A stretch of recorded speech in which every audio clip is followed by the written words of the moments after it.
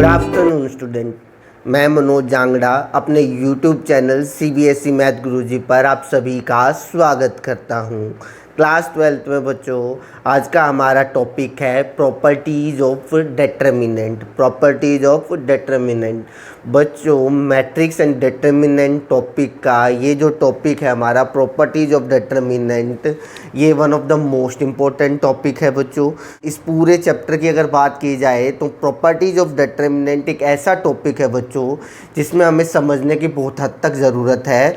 मैं अपनी पूरी कोशिश करूँगा कि आपको ईजीएस्ट से ईजीएस्ट लैंग्वेज में मैं वो प्रॉपर्टीज़ समझा सकूँ, लेकिन आपको भी थोड़ा सा कोऑपरेट करना है। अगर आपको एक बार एक चीज़ समझ में नहीं आती है तो आप पॉज करोगे वीडियो को और वापस जाके दोबारा उस प्रॉपर्टी को समझोगे। आप लगातार वीडियो को देखते हुए नहीं जाओगे, आप एक प्रॉपर्टी देखोगे, समझोगे, वीडियो को पॉज करोगे, अच्छी तरीके से उसको दिमाग में बिठाओगे, तब जाके सेकंड प्रॉपर्टी सीखोगे, उसके बाद third and then so on जो भी प्रॉपर्टीज़ हैं। ठीक है बच्चों, चलिए स्टार्ट करते हैं हमारा आज का टॉपिक प्रॉपर्टीज़ ऑफ डिटरमिनेंट। पहली प्रॉपर्टी ये रही आपके सामने स्क्रीन पर। ठीक है बच्चों, तो पहली प्रॉपर्टी हमें क्या कहती है बच्चों? पहली प्रॉपर्टी कहती है अगर किसी भी डिटरमिनेंट की अगर हम बात करें तो मान लेते हैं हमने एक डिटरमिनेंट ले लिया प्यारे बच्चों 2, 3, 4, 5। तो अकॉर्डिंग टू फर्स्ट प्रॉपर्टी हमें कहा गया है कि अगर किसी मैट्रिक्स के अंदर, जैसे कि आप देख सकते हो स्क्रीन पर, अगर ए डैश किसके लिए यूज होता है? ट्रांसपोज। इसका डिटरमिनेंट निकालूं, ठीक है बच्चों, तो किसके बराबर आएगा? डिटरमिनेंट ऑफ ए के बराबर ही आएगा। इसको अगर मैं और सिंपल लैंग्वेज में आपसे बात करूं प्यारे बच्चों, तो ट्रांसपोज का मतलब है कि अगर मैं रो को कॉलम बना दूं, क्या बना दूं प्यारे बच्चों? रो को कॉलम बना दूं, तो जो डिटरमिनेंट आएगा वो क्या आएगा? सेम आएगा, यानी कि डिटरमिनेंट पे कोई फ़र्क नहीं पड़ेगा। एग्जाम्पल से सीखते बच्चों, मैं 2/2 ऑर्डर का डिटरमिनेंट लूँगा इसलिए क्योंकि ये इजीली कैलकुलेट हो जाएगा और हमारा थोड़ा टाइम बच जाएगा। हम 3/3 ऑर्डर का डिटरमिनेंट भी ले सकते, तो हमने ये एक ए डिटरमिनेंट ले लिया।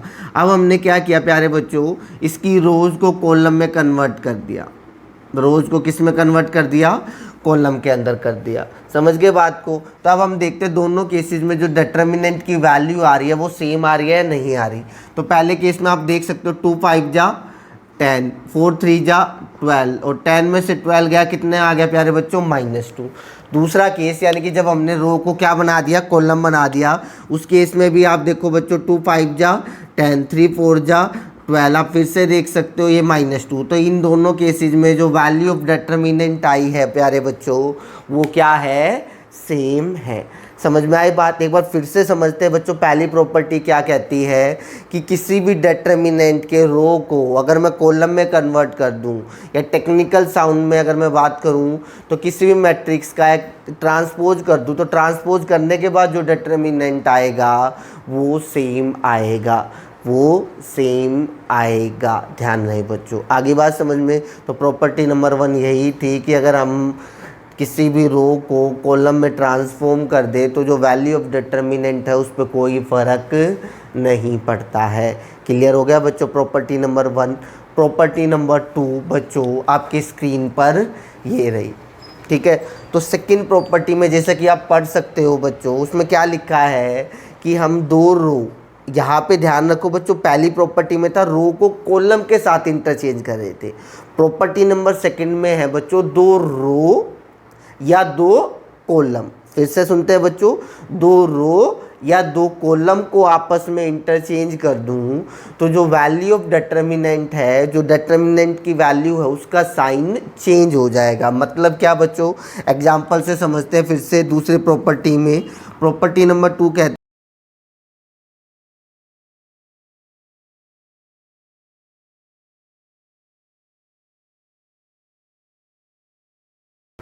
तो क्या किया प्यारे बच्चों? ध्यान से देख सकते हो 5 6 ये हमारी रो 1 थी और 3 2 ये हमारी रो 2 थी। हमने क्या किया? दोनों रो को इंटरचेंज कर दिया।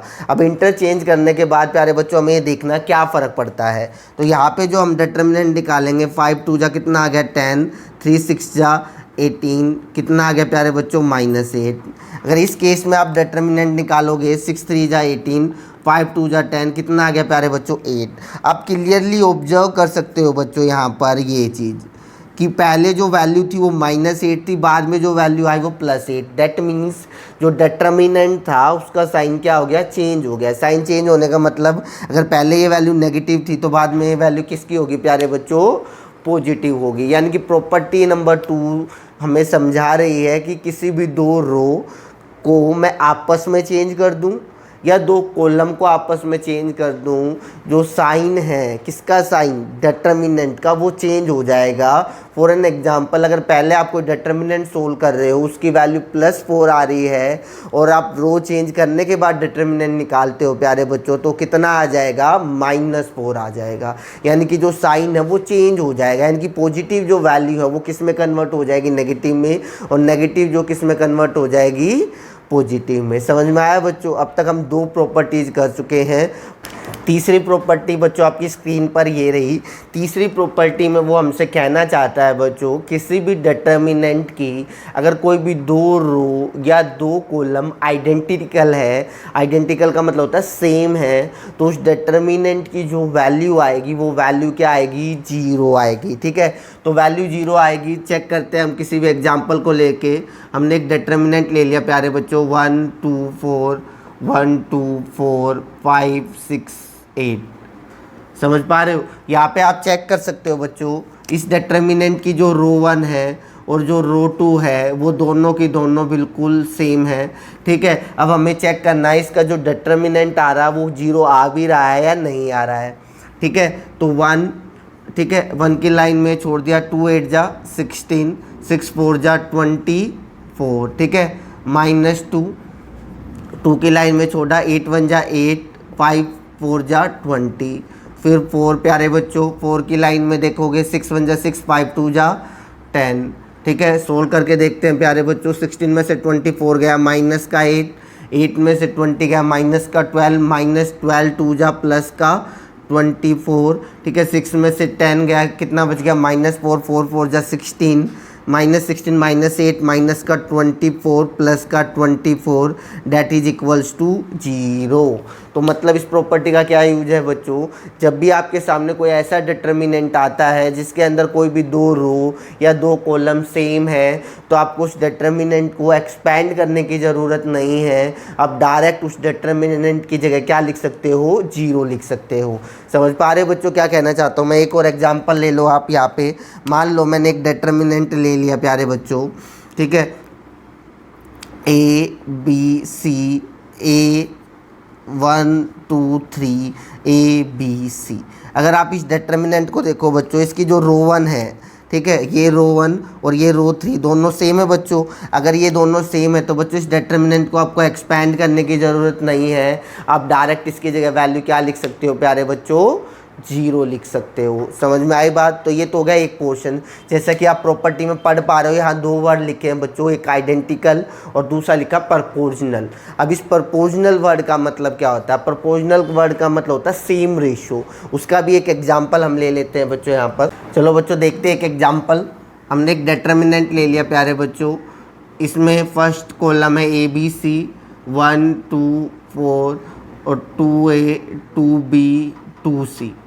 ठीक है बच्चों, अगर आप ध्यान से देखो अपने C1 को प्यारे बच्चों, ठीक है, और C3 को अगर आप ऑब्जर्व करोगे, इसका फर्स्ट एलिमेंट A है, इसका 2 है, इसका सेकेंड एलिमेंट B है, इसका 2B है, इसका थर्ड एलिमेंट C है, इसका क्या है, 2C।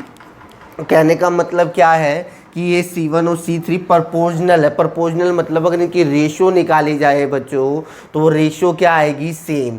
इस सिचुएशन में भी जो वैल्यू ऑफ डिटर्मिनेंट होती है बच्चों वो 0 होती है। आपको एक्सपैंड करने की ज़रूरत नहीं है। फिर भी आपको समझाने के लिए मैं इसको एक्सपैंड करके दिखा रहा हूँ कि इसकी वैल्यू 0 आएगी भी या नहीं आएगी। लेकिन जब आप क्वेश्चंस करोगे तो इस तरीके की डिटर्मिनेंट की वैल्यू आप डायरेक्ट 0 लिख सकते हो बाय यूजिंग प्रॉपर्टी नंबर 3। ठीक है बच्चों, चेक करें इसकी 0 आ रही है वैल्यू या नहीं आ रही।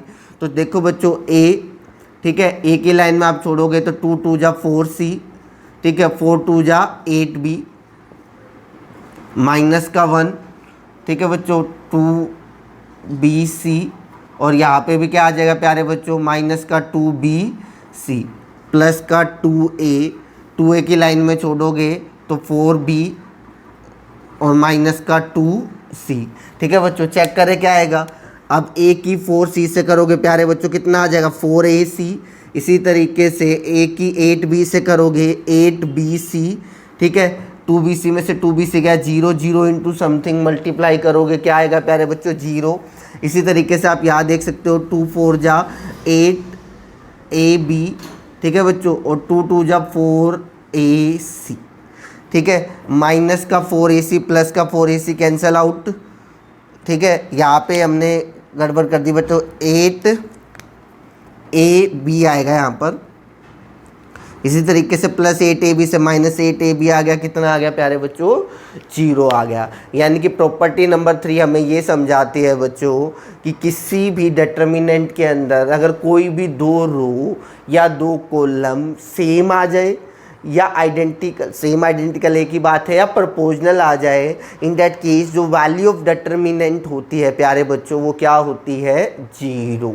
समझ पा रहे हो बात को, क्या होती है वैल्यू 0।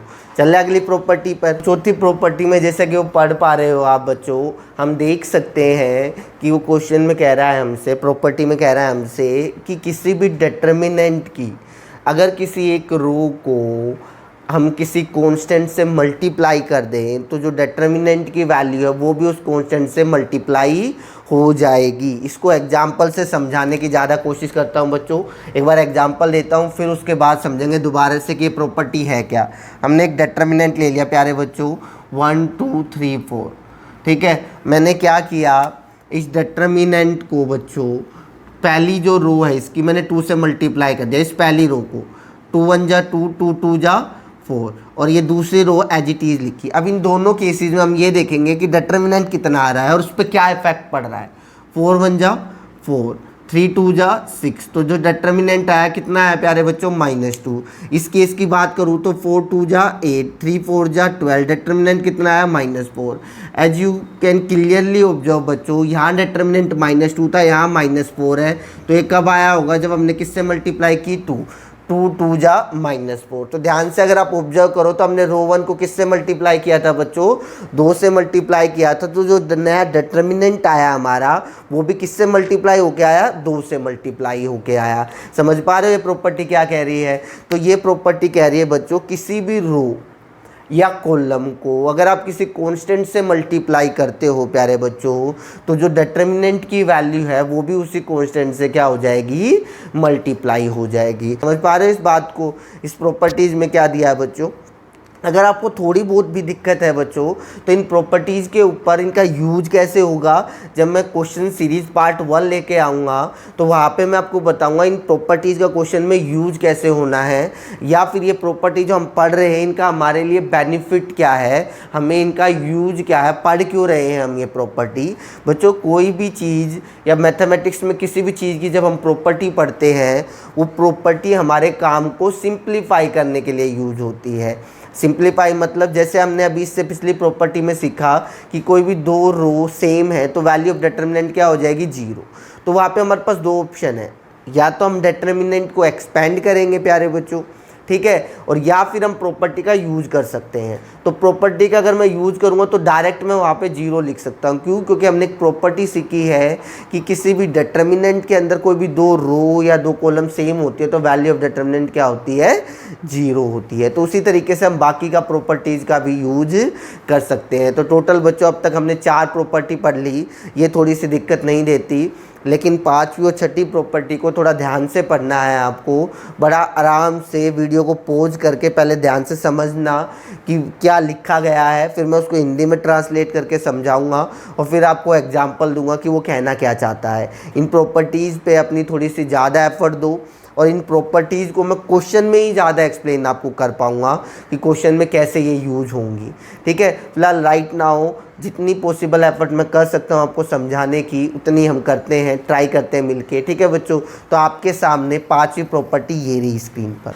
तो बेटा 5वीं प्रॉपर्टी में वो आपसे कह रहा है कि किसी भी डिटर्मिनेंट के अंदर आप किसी भी रो या कॉलम को 2 या 2 से ज़्यादा एलिमेंट की फॉर्म में एक्सप्रेस कर सकते हो। पूरी की पूरी एक रो, रिमेंबर दैट, पूरी की पूरी रो या कॉलम को दो या दो से ज़्यादा एलिमेंट की फॉर्म में एक्सप्रेस कर सकते हो, तो आप डिटर्मिनेंट को भी दो या दो से ज़्यादा डिटर्मिनेंट की फॉर्म में एक्सप्रेस कर सकते हो।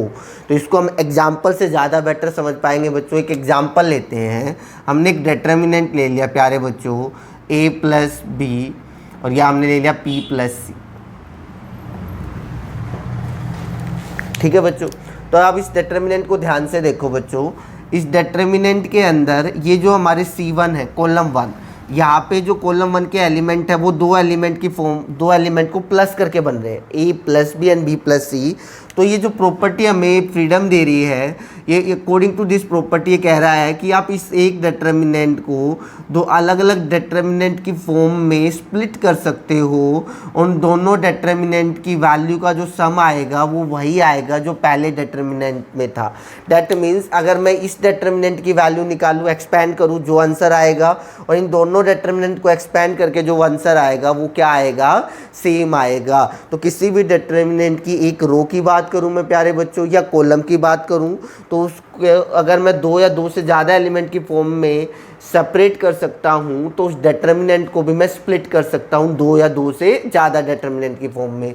जैसे इस पूरी कॉलम की बात करूं तो इस कॉलम के जो एलिमेंट है दो एलिमेंट का सम करके आ रहे हैं, तो मैं इन पूरे इस डिटर्मिनेंट को दो डिटर्मिनेंट में स्प्लिट कर दिया। पहले डिटर्मिनेंट में मैंने ये पहले वाले एलिमेंट ले लिए ए बी, और दूसरे डिटर्मिनेंट में मैंने क्या ले लिए बी सी। बाकी जितनी रोज है या जितने भी कॉलम है वो एज सच लिखे जाएंगे दोनों के दोनों डिटर्मिनेंट में। अब सवाल उठता है कि ये दोनों इक्वल है भी या नहीं भी, तो मैं अब आपके सामने इन दोनों डिटर्मिनेंट को एक्सपैंड करके दिखाऊंगा बच्चों, तब हम देखेंगे कि इक्वल आ रहा है या नहीं आ रहा। तो पहले केस में देखो बच्चों, इसकी इससे मल्टीप्लाई करोगे 2a प्लस 2b माइनस इसकी इससे करोगे तो माइनस का b माइनस का c। अब इस केस में देखते हैं प्यारे बच्चों, 2 की a से करोगे 2a, इसकी इससे करोगे माइनस का b, 2b माइनस का c। थोड़ा सा रीअरेंज करोगे प्यारे बच्चों तो आप इसे लिख सकते हो 2a प्लस 2b। अब ऑब्जर्व करो यहाँ कितना है बच्चों, 2a plus 2b minus b minus c. यहाँ पे भी कितना आया, 2a plus 2b minus b minus c. इसको आप सिंप्लीफाई भी कर सकते हो, कर लेना वो अलग बात है। पर आप ये देखो क्या ये दोनों डिटर्मिनेंट सेम आए फाइनल आंसर? हाँ जी बच्चों, बिल्कुल सेम आए। तो इस प्रॉपर्टी में आप किसी भी रो को या कॉलम को दो या दो से ज़्यादा डिटर्मिनेंट की फॉर्म में स्प्लिट कर सकते हो, बशर्ते कंडीशन ये है कि वो जो रो या कॉलम है उसके एलिमेंट को आप दो या दो से ज़्यादा एलिमेंट की फॉर्म में क्या कर सकते हो, स्प्लिट कर सकते हो। इससे वैल्यू ऑफ डिटर्मिनेंट पे कोई फ़र्क नहीं पड़ेगा। प्रॉपर्टी नंबर 6, अगर इसको टेक्निकल डेफिनेशन को आप समझने की कोशिश करोगे, it may be look too difficult, but actual में ये डेफिनेशन, ये जो एक्चुअल में प्रॉपर्टी वो इतनी डिफ़िकल्ट भी नहीं है। इसका सिंपल सा मीनिंग है जो कि मैं आपको एग्जांपल से समझाऊंगा। उससे पहले आप ये प्रॉपर्टी एक बार पढ़ लो। देखो बच्चों, आपको कितनी कॉम्प्लिकेटेड लैंग्वेज इसकी नज़र आ रही होगी, और ना ही ये आपको याद करने की ज़रूरत है। ये तो मैं साथ साथ आपको इसलिए स्क्रीन पे लेके चल रहा हूँ ताकि आपको ये दिखे कि एक्चुअल में प्रॉपर्टी है क्या, बुकों में क्या लिखी गई है। लेकिन हमें याद करने की ज़रूरत नहीं है बच्चों, ये प्रॉपर्टी समझने की ज़रूरत है, क्योंकि किसी भी क्वेश्चन में हमें ये प्रॉपर्टी लिखने की ज़रूरत नहीं है, और ख़ासकर इनकी स्टेटमेंट लिखने की ज़रूरत नहीं है। हमें बस ये प्रॉपर्टी समझ में आनी चाहिए, और वो मैं आपको एग्जाम्पल के थ्रू समझाता हूँ प्यारे बच्चों। मैं एक एग्जाम्पल ले लेता हूँ बच्चों, ध्यान रहे, ये प्रॉपर्टी सबसे ज़्यादा इम्पोर्टेंट है और हर एक क्वेश्चन में अप्लाई होने वाली है। समझ गए बात को? तो देखते हैं क्या है। हमने एक डिटर्मिनेंट ले लिया 1 2 3 4। अब मैं क्या करता हूँ, या ये प्रॉपर्टी क्या कह रही है कि आप रो 1 को, ठीक है, रो 1 को बच्चों इस साइन का मतलब होता है चेंज करना, ठीक है। रो 1 प्लस रो 2 लिख दूँ। इस लाइन का मतलब समझो पहले तो, क्योंकि जब तक इस लाइन का मतलब नहीं समझोगे आप इस प्रॉपर्टी को नहीं समझ सकते। इस लाइन का मतलब है आप रो 1 को यहाँ से हटाओगे, यानी कि इस डिटर्मिनेंट से हटाओगे, और उसको रिप्लेस करके उसकी जगह लिखोगे रो 1 प्लस रो 2। मतलब मैं आपको लिख के दिखा रहा हूँ, आप रो 1 को हटा दोगे, यानी 1 2 को हटा दोगे, हटा दिया आपने। उसके बदले में क्या लिखना है, रो 1, ये आपको पता है ये रो 1 है प्यारे बच्चों, और ये क्या है, रो 2, ठीक है। तो इन दोनों को प्लस करके लिखोगे, यानी कि 1 + 3 कितना आ गया बच्चों, 4। 2+4 कितना आ गया प्यारे बच्चों 6। और आप रो 1 को चेंज कर रहे हो ना बच्चों, तो रो 1 ही चेंज होगी, रो 2 से आपको कोई फ़र्क नहीं पड़ता। डैट मीन्स ये रो 2 यहाँ 3 4 थी तो यहाँ पे भी 3 4 ही लिखोगे। आप जिसे चेंज कर रहे हो यानी कि रो 1 को चेंज कर रहे हो उससे वहाँ से हटाओगे, उसके बदले में रो 1 प्लस रो 2। अब आपको अगर रो 1 प्लस रो 2 ही क्यों लिखा, आप रो 1 माइनस रो 2 भी लिख सकते हो। वो क्या क्या लिख सकते हो मैं अभी आपको बताऊँगा। फिलहाल जो मेरा मोटिव है वो मोटिव ये है कि ये जो मैंने लिखा है इसका मतलब क्या है, समझ पा रहे हो इसका मतलब क्या है प्यारे बच्चों। ध्यान से फिर से समझते हैं। इसका मतलब आप रो 1 को रिप्लेस कर दोगे, रिप्लेस मतलब आप वहाँ से हटाओगे, उसकी जगह कुछ और रखोगे। जो आप रखोगे वो क्या रखने वाले हो, रो 1 प्लस रो 2 को ऐड करके रखोगे, यानी कि 1 + 3 4, 2 + 4 6। ठीक है। अब ये प्रॉपर्टी कह रही है कि अगर आप ऐसा करते हो तो डिटर्मिनेंट पे कोई फ़र्क नहीं पड़ेगा। अब सवाल उठता है, आप कहोगे क्यों। क्यों का जवाब आपको बहुत हद तक बच्चों क्वेश्चन में नज़र आ जाएगा क्यों। राइट नाउ यहाँ पे अगर आप देखोगे तो हम चेक करते क्या सच में ऐसा होता है कि डिटर्मिनेंट में कोई फ़र्क नहीं पड़ता ये चेंज करने के बाद भी। तो चेक करें ज़रा। यहाँ पे आप देखो बच्चों इस डिटर्मिनेंट की वैल्यू कितनी आएगी, 4 1 जा 4, 3 2 जा 6 दैट इज -2। यहाँ चेक करें 4 4 जा 16, 3 6 जा 18 दैट इज ऑल्सो -2। ग्रेट यार, वैल्यू तो चेंज नहीं हो रही। समझ पा रहे हो बात को। तो प्रॉपर्टी नंबर 6 आपको यही कह रही है बच्चों कि आप किसी भी रो को या कॉलम को रिप्लेस करके उसके बजाय आप किसी भी 2 रो को ऐड करके लिख सकते हो, आप 2 रो को सब्ट्रैक्ट करके लिख सकते हो, आप किसी भी 3 रो को प्लस कर सकते हो। 2/2 डिटर्मिनेंट है इसलिए मैं 2 रो कह रहा हूँ। ठीक है।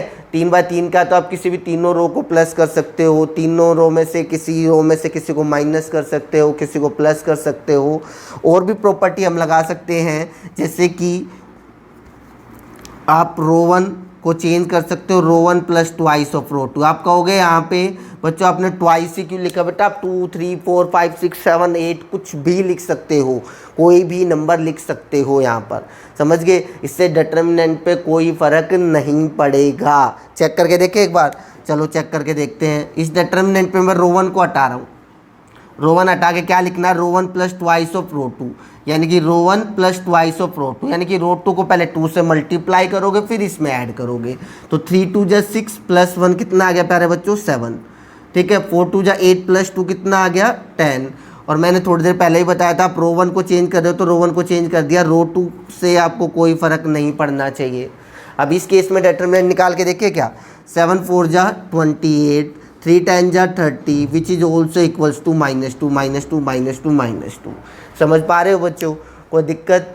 यानी कि कुल मिला के बच्चों आप कुछ भी लिख सकते हो, डिटर्मिनेंट पे कोई अफेक्ट नहीं पड़ेगा। लेकिन कुछ छोटी छोटी बातों का आपको ध्यान रखना है बच्चों, जैसे कि आप अगर रो 2 को चेंज कर रहे हो, ठीक है बच्चों, अगर आप रो 2 को चेंज कर रहे हो और आप माइनस करना चाहते हो तो ध्यान रहे रो 2 को पहले ही लिखो। क्या कहना चाहता हूँ बच्चों, आप रो 2 चेंज कर रहे हो और माइनस करना चाहते हो आप, तो अगर आप माइनस कर रहे हो तो जिस रो को चेंज कर रहे हो वही रो पहले आना चाहिए। अब आप कहोगे सर ऐसा क्यों, तो मैं आपको दिखाता हूँ एग्जाम्पल के थ्रू। मान लो कि मैं यार रो 2 माइनस रो 1 ना लेके रो 1 माइनस रो 2 ले लेता तो क्या फ़र्क आता। चेक करें एक बार। चलो इस डिटर्मिनेंट के अंदर अब मैं क्या करने जा रहा हूँ प्यारे बच्चों, ये जो रो 2 है, अब याद ध्यान रखो रो 2 चेंज, एरो का मतलब क्या होता है, रिप्लेस करोगे किससे, रो 1 माइनस रो 2। तो अब आप रो 2 चेंज कर रहे हो तो रो 1 को एज इट इज लिखना पड़ेगा।